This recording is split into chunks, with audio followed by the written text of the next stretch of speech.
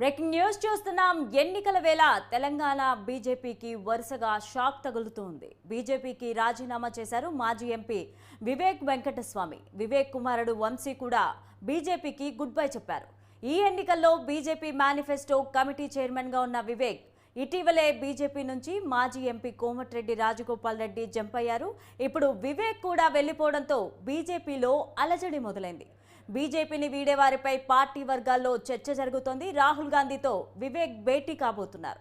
నోవోటల్లో రాహుల్తో వివేక్ సమావేశం జరగబోతోంది. ఇక ఇదే అంశానికి సంబంధించి మరింత సమాచారం మా సీనియర్ కరెస్పాండెంట్ దేవిక అందిస్తారు. దేవిక, చెప్పండి, వివేక్ ఎందుకు బీజేపీని వీడారు? లావణ్య, బీజేపీకి, తెలంగాణ బీజేపీకి మరొక షాక్ అని చెప్పొచ్చు.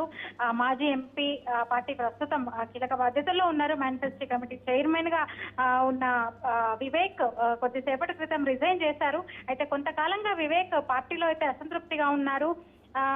తను అలాగే ఒక 4 చోట్ల రిజర్వ్డ్ స్థానాల్లో సర్వే చేయించుకుంటున్నట్టు, బీజేపీ నుంచి అయితే గెలవని పరిస్థితులు ఉన్నాయని సర్వేలో తేలిందని కూడా చెప్తున్నారు. కొంతకాలం అంటే చాలా రోజుల క్రితమే కాంగ్రెస్ నాయకులను కూడా ఆయన వరుసగా కలుస్తున్న పరిస్థితి. వారం క్రితం అంటే 10 రోజుల క్రితం సింగపూర్ వెళ్లిన వివేక్ అక్కడి నుంచి వచ్చి బెంగళూరులో డీకే శివకుమార్ సహా పలువురు కాంగ్రెస్ ముఖ్య నాయకులను కలిశారు. అప్పటి నుంచి కూడా సంప్రదింపులు కొనసాగుతున్నాయన్న వార్తలు వచ్చాయి. అయితే నిన్న మాత్రము పార్టీ అంటే బీజేపీ కొంచెం బుజ్జగింపులకు దిగింది. వివేక్కు నచ్చజెప్పింది. ఎట్లాగో పోటీ చేసేది ఎంపీగా పోటీ చేస్తారు, వచ్చే ఎన్నికల్లో కేంద్రంలో వచ్చేది భారతీయ జనతా పార్టీ, తొందరపడొద్దు, ఆ పార్టీ మీకు ప్రాధాన్యత ఇస్తుందని నచ్చజెప్పినట్టు తెలిసింది. ఈ నేపథ్యంలోనే వివేక్ ఇంకా పార్టీ మారడన్న చర్చ కూడా నిన్న ఈవినింగ్ నుంచి నడిచింది. అయితే ముఖ్యంగా ఈటలకి దాదాపు మునుగోడు అసెంబ్లీ మునుగోడు ఉప ఎన్నిక నుంచి ఈటలకు వివేక్కు పడటం లేదు. దీంతో అంటే ఈటలకు అధిక ప్రాధాన్యత ఇస్తూ అంతకు ముందే వచ్చిన అన్ని విధాలుగా పార్టీకి ఇంత సేవ చేస్తున్న తనకి గుర్తించడం లేదు, తనకు ప్రయారిటీ ఇవ్వటం లేదని వివేక్ పలుమార్లు అసంతృప్తి వ్యక్తం చేసినట్టు అనుచరుల దగ్గర వాపోయినట్టు తెలిసింది. అయితే ఆయన చాలా కాలంగానే ఉరుసలటలో ఉన్నారు. పార్టీ మార్పుపై కాంగ్రెస్ కి వెళ్తారు అన్న ప్రచారము జరిగింది. ఎప్పటికప్పుడు బీజేపీ నచ్చజెప్తూ వస్తోంది. ఈ నేపథ్యంలోనే ఎన్నికలకు సంబంధించి ఆయనకి మేనిఫెస్టో కమిటీ బాధ్యతలను కూడా పార్టీ ఆయనకు అప్పగించింది. అయితే అసెంబ్లీ స్థానాలకు సంబంధించి, అసెంబ్లీ అభ్యర్థులకు సంబంధించి కొందరికి తనతో పాటు వచ్చిన కొందరు వ్యక్తులకు, ఎగ్జాంపుల్ పెద్దపల్లి అలాంటి స్థానాలకు తన వాళ్ళకి ఎమ్మెల్యే టికెట్ ఇప్పించుకోవాలని వివేక్ చూసినా ఈటల సాగనివ్వడం లేదు, లేదంటే పార్టీ తనకు ఆ విషయంలో తగిన ప్రాధాన్యత ఇవ్వడం లేదని ఈ మధ్య మరీ ఆయన కొంచెం అసంతృప్తిగా, అసహనంగా ఉన్నట్టయితే తెలిసింది. దీంతో దాదాపు ఒక 4-5 రోజుల నుంచి అయితే వరుసగా కాంగ్రెస్ సీనియర్లతో, కాంగ్రెస్ నాయకులతో అయితే సంప్రదింపులు జరుగుతున్నాయి. కానీ సడన్ గా నిన్న మాత్రం ఇంకా వివేక్ సంబంధించి వివేక్ చుట్టూ అసమ్మతి చల్లారింది. ఇంకా వివేక్ ఎక్కడికి వెళ్ళాడు. అలాగే వివేక్ తనయుడు, రాజకీయాల వైపు ఆసక్తిగా ఉన్న వివేక్ తనయుడికి చెన్నూరు టికెట్ ఇస్తారన్న ప్రచారం కూడా జరిగింది. అసలైతే వివేక్ ధర్మపురం నుంచి ఎమ్మెల్యేగా పోటీ చేయాలనుకున్నారు. కానీ పార్టీ ఆయన్ని చెన్నూరు నుంచి పోటీ చేయమనింది. చెన్నూరులో పోటీ చేయడము ఇష్టం లేదు తనకి. ఆ విధంగా కూడా రకమైన అసంతృప్తి కూడా ఆయన వ్యక్తం చేసిన పరిస్థితి.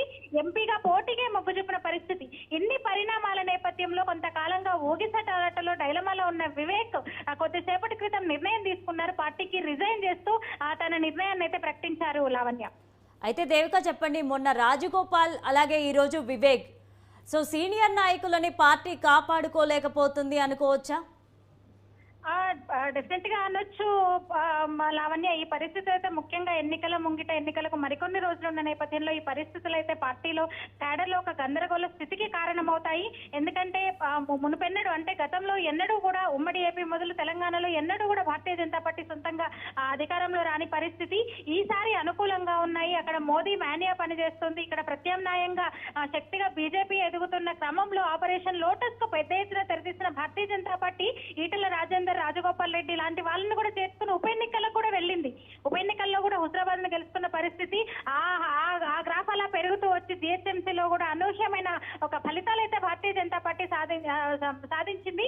మరికొందరు సీనియర్లు వస్తున్నారు ఇంకా అనుకున్న సందర్భంలో ఉన్న నాయకులు, అంటే 2-3 ఏళ్లుగా పార్టీ కోసం పనిచేస్తున్న నాయకులు వీటం పార్టీకి నిజంగా ఒక షాక్ అనే చెప్పొచ్చు.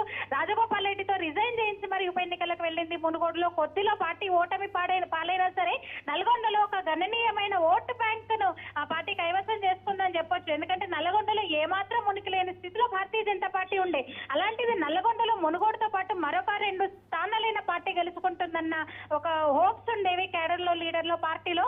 అలాంటిది కొద్ది రోజుల క్రితమే రాజగోపాల్ రెడ్డి పార్టీని వీడడం, ఇప్పుడు సడన్ గా మాజీ ఎంపీ వివేక్, ఎందుకంటే ఆదిలాబాద్ ఉమ్మడి కరీంనగర్ జిల్లాలో ఒక ప్రభావితం చేసే నాయకుడిగా వివేక్ ఉన్నాడు. అటు ఆర్థికంగా ఒక మీడియా సంస్థ అధినేతగా, సీనియర్ నాయకుడిగా వివేక్ పార్టీకి సపోర్ట్ చేస్తూ వచ్చారు.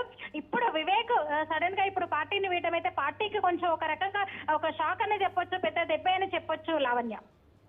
అయితే దేవిక చెప్పండి, ఎన్నికలకు ముందు ఇలా పార్టీలు మారడం అనేది సహజం, కానీ బీజేపీలో ఎక్కువగా ఇది జరుగుతూ ఉంది.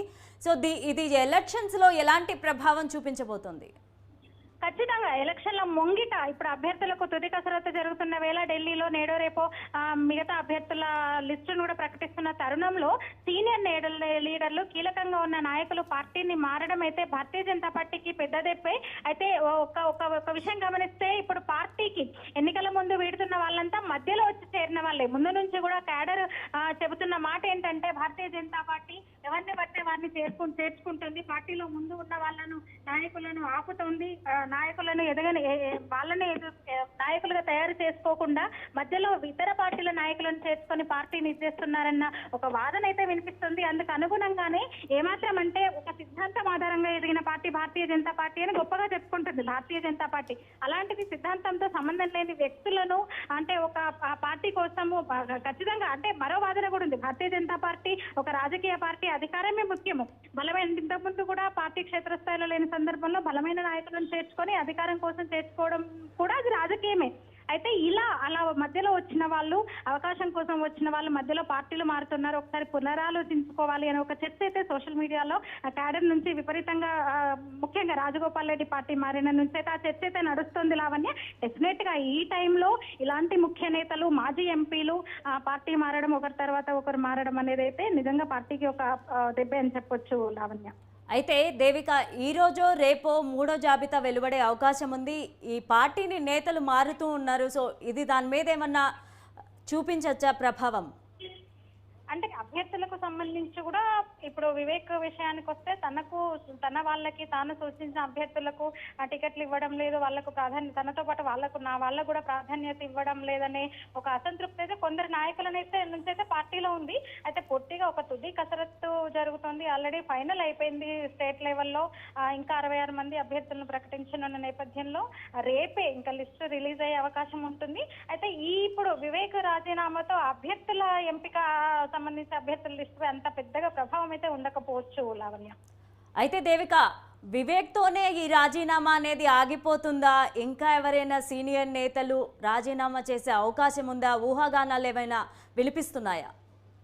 అంటే కొంతకాలంగా ముఖ్యంగా అసంతృప్తిగా ఉన్న నేతలు అయితే రాజగోపాల్ రెడ్డి, వివేక్, విజయశాంతి పేరైతే వినిపించింది. విజయశాంతి కూడా తరచూ ట్వీట్లు చేస్తూ పార్టీపై, ముఖ్యంగా అంటే తను ముందు నుంచి కూడా ఇటు వివేక్ కానివ్వండి, అటు విజయశాంతి కూడా ఎక్కువగా ఈటలతో వాళ్లకు, అంటే మధ్యలో వచ్చిన, ముందు నుంచి కూడా మేమున్నా సరే మధ్యలో వచ్చిన ఈటలకు ప్రయారిటీ ఇస్తున్నారు, పార్టీ తమను గుర్తించడం లేదు, తమకు ప్రాధాన్యత ఇవ్వట్లేదనే ఒక అసంతృప్తి అయితే వాళ్ళు తరచూ వ్యక్తం చేస్తూ వచ్చారు. ఇక విజయశాంతి అయితే ట్వీట్ల రూపంలో ఈటలను ఎప్పటికప్పుడు, ఈటలు ఏ కామెంట్ చేసినా, ఏ స్టేట్మెంట్ ఇచ్చినా, ఏ రకమైన ప్రకటన చేసినా దాన్ని ఎత్తి చూపుతూ ట్వీట్ల యుద్ధం చేసిన పరిస్థితి. అలాగే అంటే కొందరు నాయకులు, ఇప్పుడు వీళ్ళతో పాటు కొందరు సీనియర్ నాయకులు కూడా లంచ్ మీట్ల పేరుతో, అంటే అసంతృప్తి నేతలందరూ కూడా పలుమార్లు సమావేశమై ఇదే విషయాన్ని చర్చించింది. అయితే పార్టీ అధిష్టానం ఎప్పటికప్పుడు ఆ పరిస్థితిని అయితే చక్కదిద్దింది. పూర్తిగా నోటిఫికేషన్ షెడ్యూల్ వచ్చే ముందే అసంతృప్తులందరినీ కూర్చోబెట్టి ఆ పరిస్థితికి అయితే తెరపడింది. ఇంకా ఆ పార్టీలో అసంతృప్తులు బయటికి ఆ స్టేట్మెంట్ లో అలాంటి నిర్ణయాలు వచ్చే అవకాశం లేకుండా అయితే చేసింది. అయినా సరే కోమటిరెడ్డి రాజగోపాల్ రెడ్డి, ఇప్పుడు వివేక్ పార్టీ మారిన పరిస్థితి. అయితే ఇంకా అలాంటి అసంతృప్తులు పార్టీ మారే అలాంటి లీడర్లు అయితే ఇప్పటికైతే లేరని చెప్పొచ్చు. ఇది వివేక్ తోనే ముగిసిపోవచ్చు అనేది ఒక అంచనా Lavanya. Right, thank you Devika.